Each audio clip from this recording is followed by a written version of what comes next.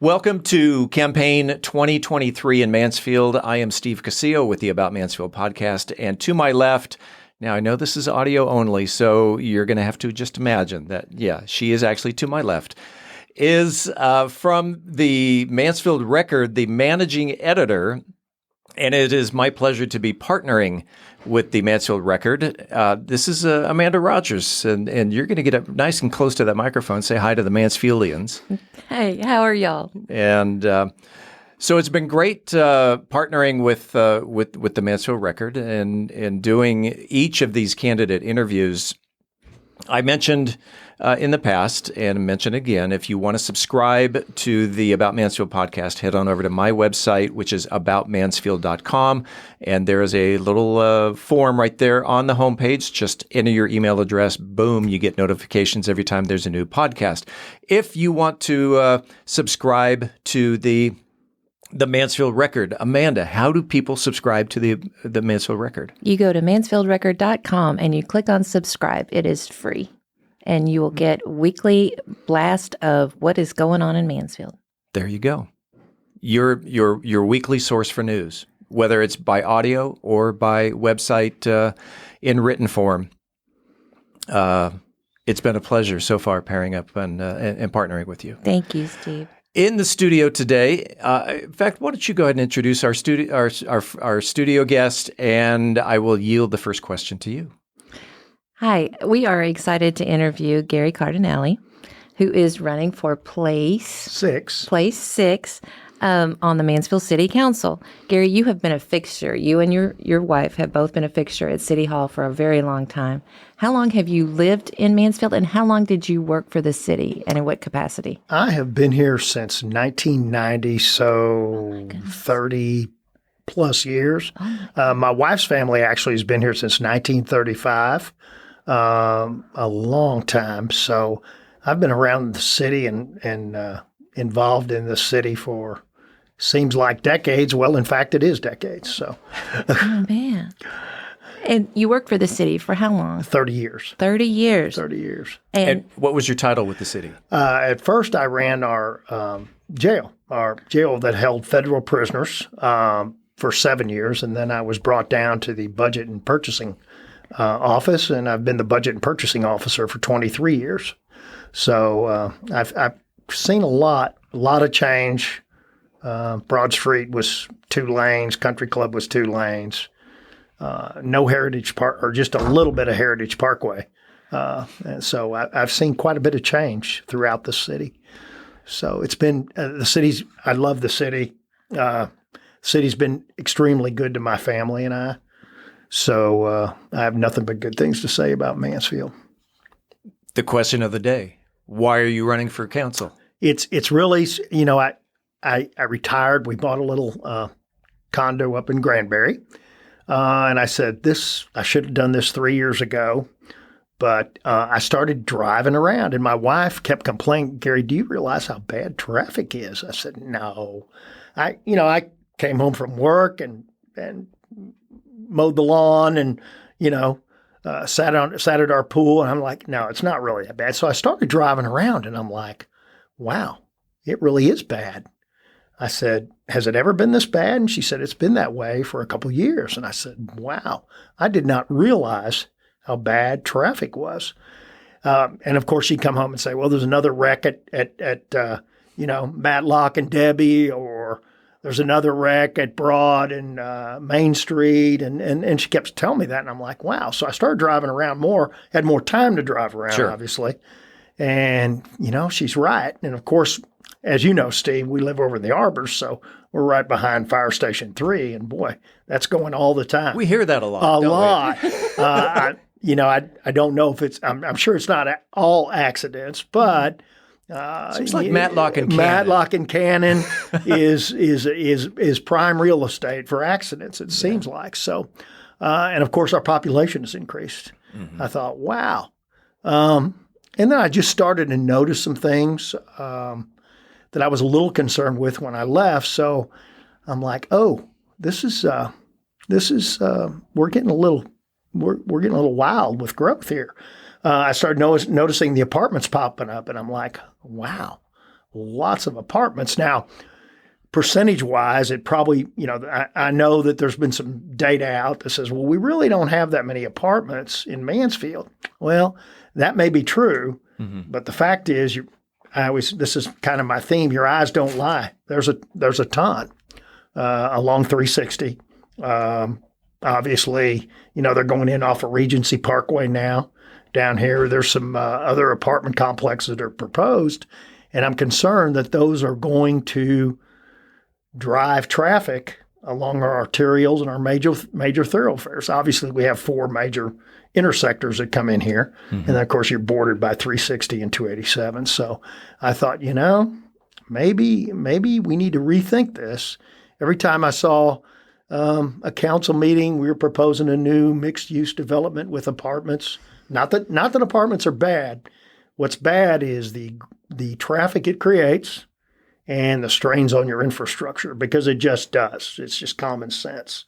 So I'm really a simple guy, eyes, common sense, and eventually those start affecting your services. So that's kind of exactly why I decided to throw my hat in the ring. All right. And that's pretty much its growth. I think we're growing too fast, way too fast. I don't think we have to fill up every piece of land right away. I think we should wait for the right deal. And we need to be careful when we're doing these things and take our time and get the best deal we can get. I don't want to be a property developer. I don't think cities need to be involved in that.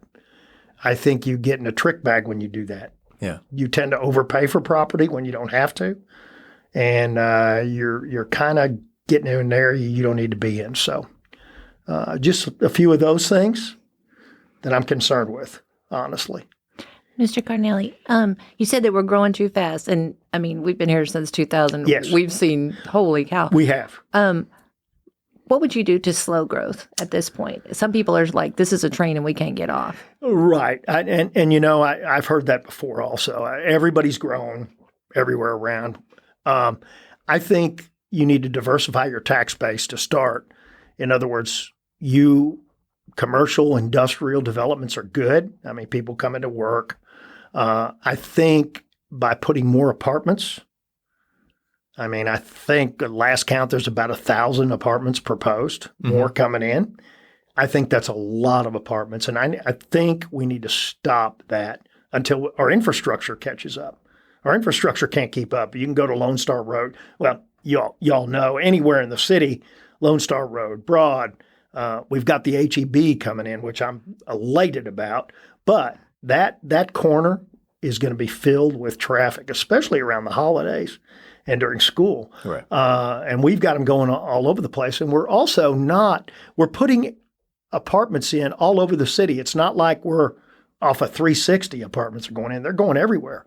There's a proposal downtown for apartments, the Hogue Capitol, which I guess hasn't made yet, but that was a development with 253 apartments, I think.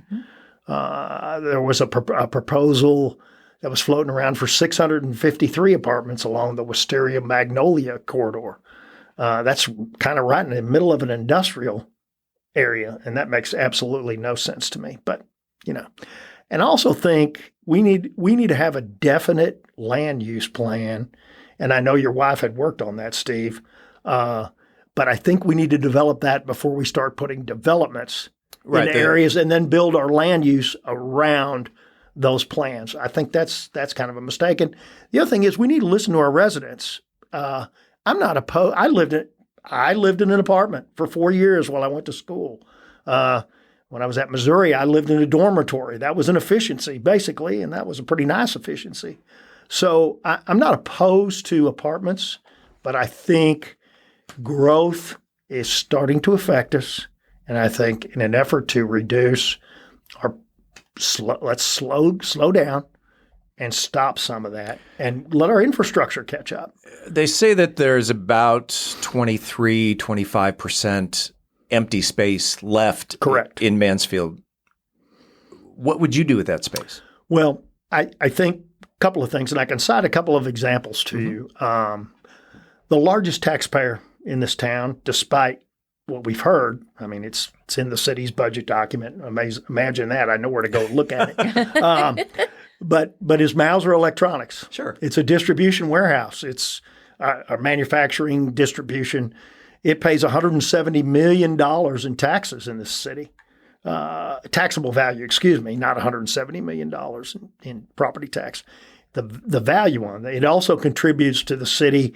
There was a program that was invented a few years back. It's called a pilot program, which is a payment in lieu of taxes. They contribute on average a little over $3 million to the city. Those are the type of industries we're talking about.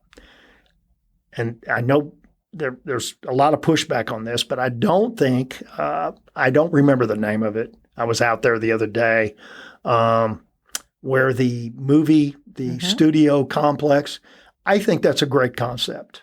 Mm-hmm. It has an apartment piece to it. Mm-hmm. I'm not crazy about that. But I also think that that particular area, I mean, the Amazon warehouse is out there.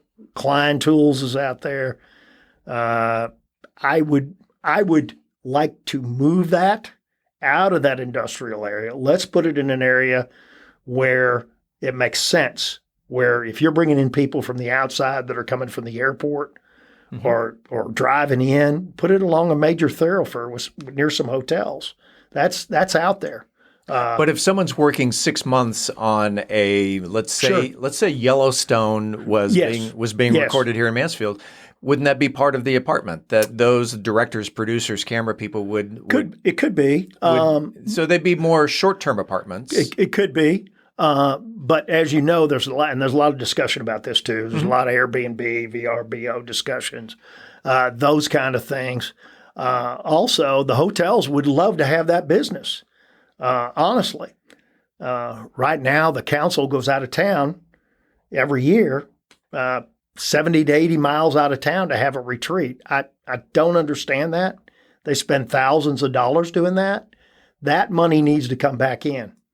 I mean, we need to shop Mansfield. So, yes, I think you could do a component of that, but you need to have it in the right area. Again, we don't know if that would be a short-term. They tell us it would be mm-hmm. a short-term rental. I'm always a trust and verify guy. Going back to Ronald Reagan, I guess. I'm just naturally suspicious, maybe, but I think there's a place for that because I think it's a great concept. Don't get me wrong. I think we need to massage that a little bit and not just plop it in an industrial area. I mean, if I'm sure you've driven out there, it just doesn't. It doesn't fit with what's out there, and we can garner a lot more property tax benefit from having it along a major corridor. And his State of the City, when Joe Smolinski addressed a crowd at the Dr. V Center, mm-hmm. he said that what is coming is more multi-use. That's what he sees because it costs less for the infrastructure because you do not have to pay for so many roads to go to individual houses. He said that is the future of the city. What do you think of that, and how is your relationship with Mr. Smolinski? Well, I've been accused of being a disgruntled employee. In fact, my opponent mentioned it to me in a phone call. I'm like, well, that is not even true, mm-hmm. for one. But aside from that, multi-use is great. It's great if you go to any big city, multi-use, downtown Fort Worth, Dallas. There was a post today, Alexandria, Virginia. But in the right area, downtown, where we have a lot of restaurants, right? Mm-hmm. The Meehan Steakhouse, great development. Those kind of things downtown, maybe at the Hogue Capitol. I think as you get out, I'm not sure we have one true mixed-use development in this city right now. It's over on Debbie Lane, mm-hmm. that Bellagio. Near Lifetime. Right, yes. Near Lifetime Fitness, where there's shops down below that, and some of those have even gone out of business. But that's all we have. The lofts on Main Street was supposed to be mixed use. And they are not. And they're not. They were converted to apartments. My point is, major restaurants, high-end restaurants, are not going to plop themselves, I call it plop, excuse me, sure. in a confined area. They want traffic. They're traffic driven. So I'm not opposed to mixed use. Also, they talk about walkability. That's the new urbanism, right? I mean, I toured those things, Norton Commons, Newtown in Missouri. And yes, it does have some walkability, absolutely. But the fact is, we're Texans, and we drive cars, and they do too.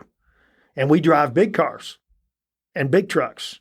Yeah, we do. Right? I mean, we just do. So while all that conceptually is great, we're not there yet, and we're not going to be there for a while. And that's assuming that these projects make. Hope Global's a great example. We announced that early, and we're not turning dirt. So public transit in Mansfield is not a good idea. Public transit is a good idea. If you can get the funding to get it out here from the state. Okay, but look how long it took for 360. But Texans love their vehicles. But Texans do love their vehicles.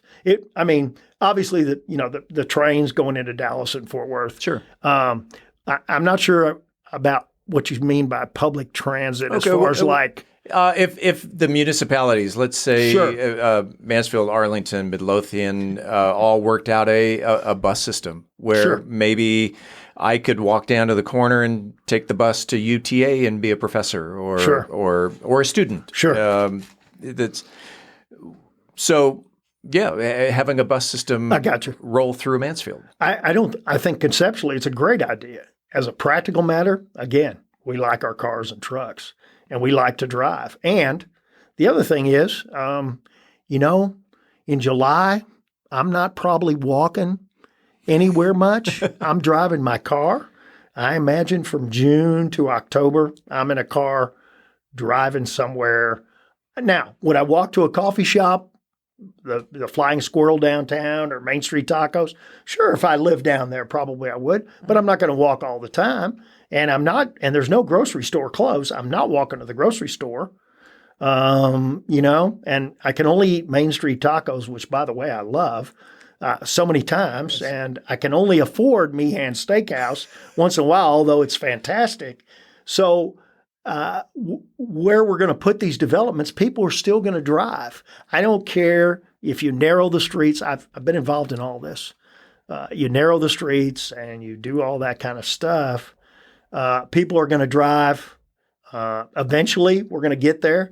I was reading a study, even the new millennials, that don't want to drive and don't get their driver's licenses. But when the electric cars and the self-driving cars come out, they like technology. Yeah. And you're going to see that migration. So anyway, yes, that's just, I'm kind of passionate about that. I'm sorry. We've only got a couple of minutes left. Sure. 20 minutes goes quick, like that. It really does. Amanda's got a question, and then I'll follow it up with a conclusion. Sure. You are running against an incumbent. I am. Do you see that as a positive or a negative? I see it as both. I think I understand. Well, from the positive side, I understand how how the city government works, how we develop policies, how we do planning. I understand land use. I understand economic development. We were involved early on in a lot of those projects. Klein Tools is a prime example. There was some creativity. So I understand all that. I went to council meetings for 30 years. Some of them went till 2 and 3 in the morning on issues. You remember those. Yes, I do. So I understand how government works. Todd's a great guy. I don't have anything against Todd. I think sometimes we don't understand the impact of what we do long term. I think it's new and shiny and we love it right away. But then we have to really evaluate, what are we doing? And more importantly, we've got to listen to residents. I think that's extremely important. I think the majority of the council does, but I think everybody needs to be heard. Mm-hmm. Everybody. If you've got a concern about apartments, I understand. If you have a concern about traffic, I understand. So I think that's really important. So that's what I bring. I think I have that. I've been around here a long time. I know a lot of people. Todd does too, obviously. He's a business owner. I understand, but business is different than government. The other thing is, and I'm really passionate about this, it's not my money. Yeah. It's your money. I'm not. I'm concerned about frivolous spending. Quite frankly, I won't go into all the details, but I am. You have a budget that expanded by $10 million year over year. That's a lot. And this was not part of my question, Sure. but the city council members are now accepting $1,000 a month. In favor, opposed? I am not opposed to city council members being paid. A couple of things on that point. Obviously, and I think they understand, you should have told the public, obviously. That was a big deal that came out, right? I really don't believe they were trying to sneak it in. I think they didn't. I think some of the meetings and some of the hours that they spend are self-inflicted by management. I think when you're going all over the countryside and touring developments and going to D.C. and while some of those are important, I think you're creating special meetings. I mean, if you look on the agendas, any time of the day or night, there's a special meeting, or there's a meeting on this, or there's a meeting on that.